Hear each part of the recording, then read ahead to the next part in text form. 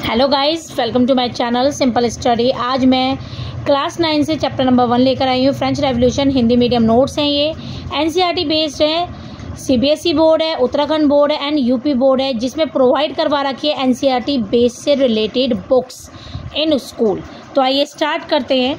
Introduction इस chapter में हम पढ़ेंगे क्या, ये फ्रेंच रेवोल्यूशन है क्या, फ्रांस की क्रांति के बारे में जो हम पढ़ रहे हैं ये है क्या। तो आइए स्टार्ट करते हैं। जो फ्रांस की क्रांति है वो 5 मई 1789 में हुई थी, ठीक है। उसके बाद वहाँ के जो राजा थे वो लुई 16 थे और उनकी पत्नी जो थी वो थी मैरी एंटोइनेट, जिसकी हत्या कर दी गई थी। उसके बाद हम पढ़ेंगे कि 14 जुलाई 1789 में बस्तिल घटना का प्रभाव हुआ था, जहाँ पे वो किला था और उस किले को तोड़ दिया था लोगों ने आपस में, मतलब वहाँ के जो लोग थे, लोकल लोग थे, उन्होंने उस किले को तोड़ा था। वहाँ पे जो भी उनके राजा महाराजाओं के जो साथ लोग काम करते थे उन लोगों के साथ लड़ाई की थी, ठीक है। उसके बाद है 18 जून 1815 ईस्वी में, तो 18 जून 1815 में वाटरलू युद्ध हुआ था के साथ ही ये समाप्त हुआ था, ये जो वॉर चल रहा था। और इसके जो इतिहासकार थे उन्होंने इसका नाम, जो इस क्रांति का नाम दिया था वो दिया था विश्व क्रांति। और वो कौन थे? रैमेज म्यूरो। तो आइए स्टार्ट करते हैं अब इसके बारे में, इस चैप्टर में कि क्या है इस चैप्टर में। तो 18वीं शताब्दी में फ्रांसीसी समाज के बारे में हम पढ़ेंगे। सबसे पहले तो इनकी आर्थिक दर्शाएंगे कि आर्थिक दशाएं इनकी क्या थी, कंडीशन क्या थी। तो उनके जो राजा थे वो कौन सी फैमिली से थे? वो थे बोर्बो फैमिली से, ठीक है। और इन्होंने 1714 में क्या किया था? राज करना शुरू किया था। उसके बाद लुई 16 की उम्र जो थी, जब वो राजा बनने वाले थे उस टाइम उनकी उम्र थी 20 साल और उनका जो विवाह हो रहा था वो अमेरिका की राजकुमारी थी मैरी एंटोइनेट, जो मैंने आपको ऊपर बताया है। उसके बाद है कि जब इनका राज्यारोहण के समय उनका राजकोष खाली हो गया था, मतलब जो इनकी तिजोरी थी वो बिल्कुल ही खाली थी जिस टाइम जब ये राजा बने। और किन कारणों की वजह से ये इनका राज जो था वो खाली हुआ था? वो हुआ था, अभी वो हम आगे पढ़ेंगे। सबसे पहले तो फ्रांस के वित्तीय संसाधन नष्ट हो गए थे। कहने का मतलब है जितने भी इम्पोर्टेंट संसाधन थे वो धीरे धीरे नष्ट होते जा रहे थे लंबे युद्ध की वजह से। और अमेरिका स्वतंत्रता संग्राम में जो ये लोगों की, मतलब अमेरिका लोगों की जो ये हेल्प कर रहे थे अपने सैनिकों की भेज के अमेरिका के साथ, अमेरिका को इन्होंने अपने सैनिक को भेजा था, उनके साथ उनको युद्ध में उनकी वो मदद कर रहे थे। तो उसमें इन्होंने करीबन 10 अरब लिब्रे का कर्ज लिया था और साथ ही साथ इनके ऊपर पहले ही, फ्रांस वाले लोगों के ऊपर पहले से ही 20 अरब का कर्ज था। और सरकार ने जब ये देखा तो इनका कर्जदाता जो था वो 10% और ब्याज बढ़ा दी गई।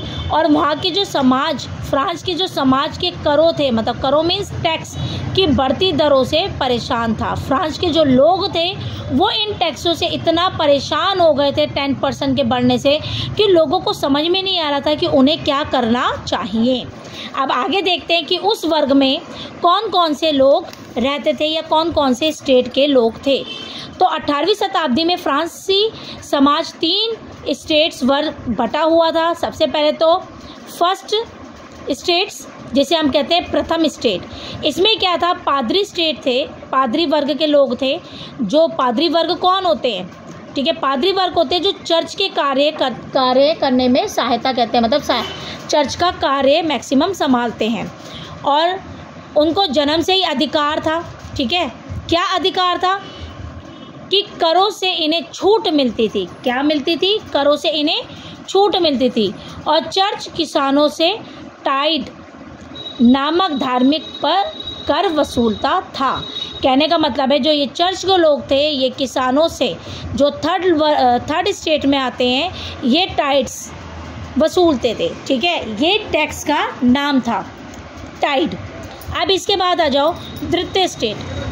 तृतीय स्टेट के लोग क्या थे? सेकंड स्टेट कहते हैं इन्हें। इस वर्ग के लोग जो थे वो धनी थे, कुलीन थे, पैसे वाले थे, जो लोगों के ऊपर अत्याचार करते थे और जनता का शोषण भी करते थे। साथ ही ये राज्य को टैक्स नहीं देते थे, इन्हें छूट थी और इनके पास भी विशेष अधिकार था जो था समानती कर, जो फ्यूडल ड्यूज है जो किसानों से वसूला जाता था। ये भी किसान ही देते थे। देख लो भाई, ऊपर भी किसान दे रहा है, नीचे भी फर्स्ट स्टेट में भी किसान ने टैक्स दिया है और नीचे भी टैक्स दे रहा है, वसूल रहा है पैसा। उसके बाद क्या है, इस वर्ग के लोग से भेंट लेने का अधिकार था। तो ये लोग जो थे, वर्ग के जो लोग थे, ये टैक्स को भेंट देते थे। तो भाई वो तो टैक्स भेंट लिया करते थे लोगों से, जो छोटे लोग थे। अब वो छोटे लोग कौन थे? थर्ड स्टेट वाले थे।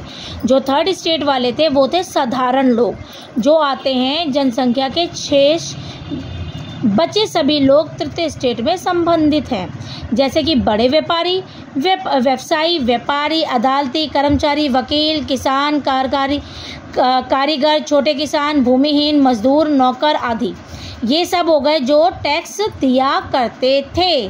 अभी क्या क्या टैक्स दिया करते थे? सबसे पहले तो राज्य को सीधे कर देना, भाई जो उनका राज्य था उनको टैक्स देना, ठीक है, राजा को टैक्स देना। उसके बाद वहाँ पे जो हमारे पादरी, जो फर्स्ट स्टेट के लोग थे, चर्च वाले, उनको टैक्स देना जो नाम था टाइड, ठीक है। उसके बाद तीसरे स्टेट के ये लोग दो हो गए, पादरी को टैक्स दे दिया। उसके बाद एक और टैक्स आ गया जो सरकार द्वारा वसूला जाने वाला टैक्स था, जिसे कहते थे टाइल। क्या कहते थे? टाइल। तो ये कुछ ऐसे टैक्सेस थे जो सिर्फ थर्ड स्टेट वाले लोगों को देने पड़ते थे और ये इन टैक्सेस की वजह से बहुत ही ज़्यादा परेशान हो चुके थे। अब देखते हैं कि भाई वो परेशान क्यों हुए। अब आगे स्टार्ट करते हैं कि भाई उनके जीवन में उन्होंने संघर्ष किया है, अपने आप को जीने के लिए उन्होंने क्या क्या संघर्ष किया है फ्रांस के लोगों ने, थर्ड स्टेट वालों ने। तो आइए स्टार्ट करते हैं कि फ्रांस की जो जनसंख्या थी वो 1715 में हुई थी। 1715 ईस्वी में 2.3 करोड़ थी, पर 1789 में 2.8 करोड़ हो गई और उनकी जनसंख्या वृद्धि हो गई, तो जिससे अनेक समस्याएं पैदा होने लगी, चाहे वो खाने से रिलेटेड हो, चाहे वो कमाने से रिलेटेड हो, चाहे वो काम करने से रिलेटेड हो, ठीक है। उसमें सबसे पहले अनाज उत्पादन की तुलना में उनकी मांग बहुत ही तीव्रता से बढ़ने लग गई। कहने का मतलब है जो उनका खाना पीना, जो उपयोग जो वो खाते थे, दाल, रोटी, ब्रेड, जो भी वो खाते थे, वेजिटेबल्स, उसमें उनकी तीव्रता बढ़ गई। पर तीव्रता इसलिए बढ़ी क्योंकि जनसंख्या ज़्यादा थी पर सामान बहुत ही कम था। उसके बाद महंगाई बढ़ गई जब उन्होंने देखा कि भैया वृद्धि होती जा रही है, उत्पादन की वृद्धि नहीं है। अब जैसे फॉर एग्जांपल आप कोई चीज़ ले रहे हो, अब वो ख़त्म हो जाए तो दुकानदार उसका प्राइस बढ़ा देगा, तो ऐसी वहाँ की महंगाई बढ़ाई गई। पाव रोटी मीन्स ब्रेड की कीमत को बहुत ही ज़्यादा कई गुना बढ़ा दिया गया। और उसके बाद कारखानों में काम करने वाले मजदूरों की मजदूरी मालिक तय करने लगा। कौन तय करने लगा? मालिक तय करने लगा कि भाई मैं ये मजदूर है, इसको मैं इतने रुपए दूंगा। अब मज़दूरों की जो कमाई थी उसमें कोई भी महंगाई होते सोते भी उसमें कोई भी इंक्रीज़ नहीं हुई, हमेशा उनकी इनकम डिक्रीज़ में रही, ठीक है। उनकी भी इनकम कभी भी इंक्रीज़ नहीं हुई, डिक्रीज़ ही रही।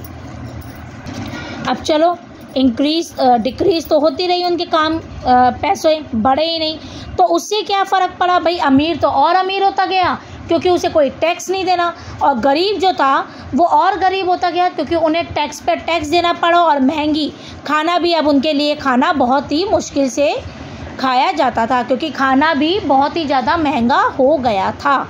तो इस दौरान इन्होंने अपनी जीवन संकट, जो उनका जीवन संकट था, इस दौरान इन्होंने जिया। अब हम आगे पढ़ते हैं। अब इसके बाद क्या है? उभरते मध्यम वर्ग के विशेष अधिकार के अंत की कल्पना की।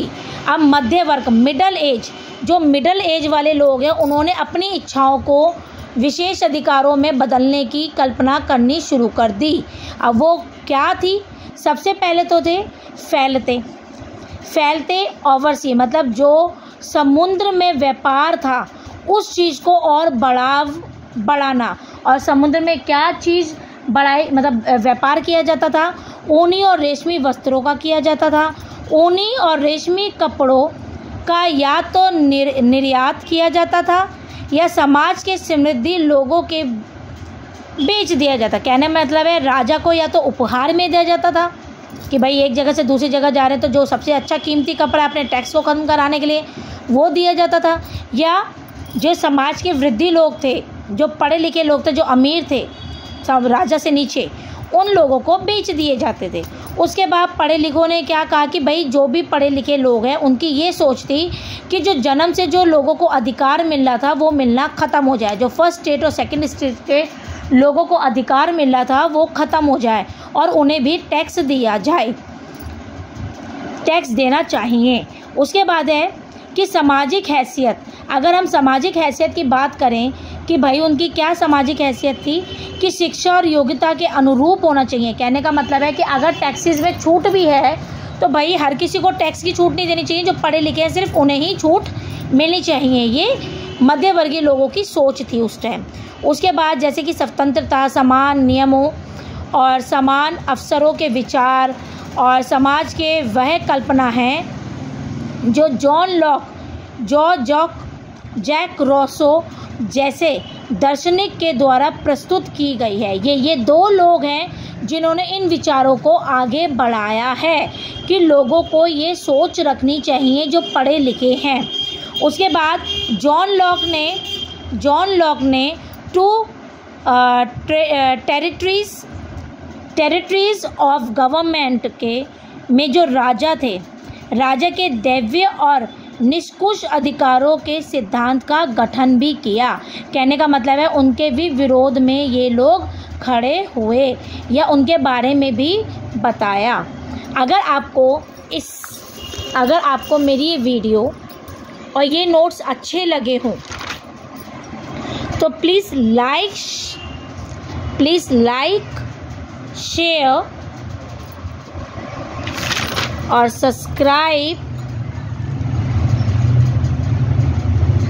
करना ना भूलें और प्लीज़ बेल आइकन को ज़रूर प्रेस करें और ज़्यादा से ज़्यादा नोटिफिकेशन आपको मिलती रहे।